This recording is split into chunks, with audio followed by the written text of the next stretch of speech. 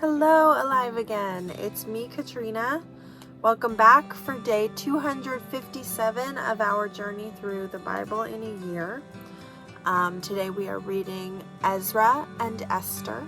We're reading just a little bit of Ezra. We're reading chapter 4, verse 6, and we're reading chapter 6, verses 14 through 22, and then we're reading the first 4 chapters of Esther. And those 2 different books are connected together. We're going to really explore how God's plan unfolds through both of these stories. And even though these books tell very different stories, one is about rebuilding a temple and the other is about saving a people, they both reveal one powerful truth, which is that God is always at work, even when we can't see him. So we start in Ezra 4:6, and what we read there is that enemies of the Jews write an accusation against them to the king to stop the rebuilding of Jerusalem. The work of God's people faced opposition, fear, and delays. And reading this reminds us that when we try to do something meaningful for God, a lot of times resistance comes, but we need to remember that delay is not denial, and God's timing always prevails. So then we come to Ezra 6:14 through 22, where we see the victory. The temple's finally completed under the reign of Darius. The people, they celebrate, they offer sacrifices to God, they keep the Passover together, and there's joy. Something that at one point seemed impossible after years of opposition became a reality, because God moved the hearts of kings and he strengthened his people's hands. And so we can remember that God can turn the hearts of anyone, of even a king, even a person in authority, to fulfill his promises. And being faithful and patient for God to work leads to joy, and it leads to restoration. So that's what we learned in Ezra. We're moving along to Esther. Now in Esther, we meet another Persian king named Xerxes. In chapter 1, we see Queen Vashti removed from her throne as queen because she disobeyed the king. So the king says, I'm getting a new queen.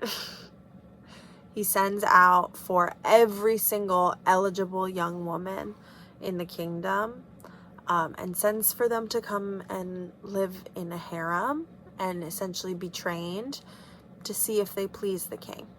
And through all this, a young Jewish girl named Esther becomes queen.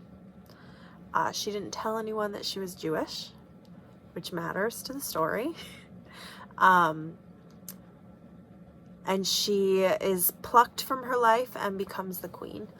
And then in chapters 3 and 4, a man named Haman plots to destroy all the Jews. Now, remember I said earlier, she didn't tell anyone she was Jewish, but now she's the queen. And her cousin, Mordecai, who is the person who essentially raised her, says, you need to help us. And she says, I could be killed. The law stated that she couldn't go before the king without being summoned. I could be killed, she says to him. And what Mordecai says to her is, who knows if you have come to the kingdom for such a time as this?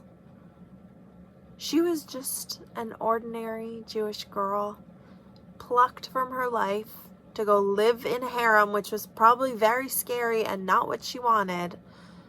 And she becomes chosen to be queen. All these other girls who probably had like richer upbringings and more education, no, she was chosen to be queen. And her cousin says to her, maybe you're here for exactly this time. And so she was scared. and she tells him, okay, you pray for me and fast for me. I'm going to pray for me and fast. But I'll do it. I'll do it. And so I don't want to give too much of a spoiler, but I think it's probably not spoiling too much to say that God gets the victory, right? So we'll see that in further chapters. But reading through that, it shows that God is always working. God is sovereign. He's always working, and he knows what he's doing. And she was probably pulled from her life and brought to this harem and questioned and said, God, what is going on? I just want to be at home. What is happening? But he put her there for exactly this time. And so sometimes when we have no idea why things are happening the way that they are, we can know that God is still working. God is moving, and God knows what he's doing, right? So that's the message I have for us today, and I'll see you guys next week. Bye.